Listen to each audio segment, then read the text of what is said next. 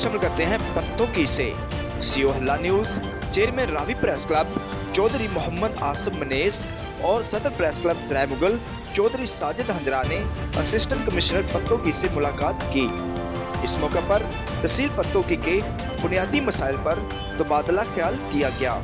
इस मौके पर सीओ हल्ला न्यूज चौधरी मोहम्मद आसिफ मनेस ने असिस्टेंट कमिश्नर पत्तों की को बताया कि हल्ला मनेस व दीगर इलाकों में नजायज मुनाफाखोर शहरियों को दोनों हाथों से लूट रहे हैं।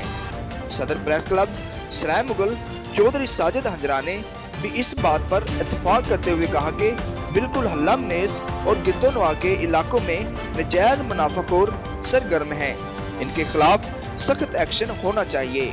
किसानों को खाद नहीं मिल रही जबकि माफिया ने अपने घरों में स्टोर कर रखी है। कैमरामैन एडी के साथ जान अली जान, हल्ला न्यूज, हल्ला मनेस।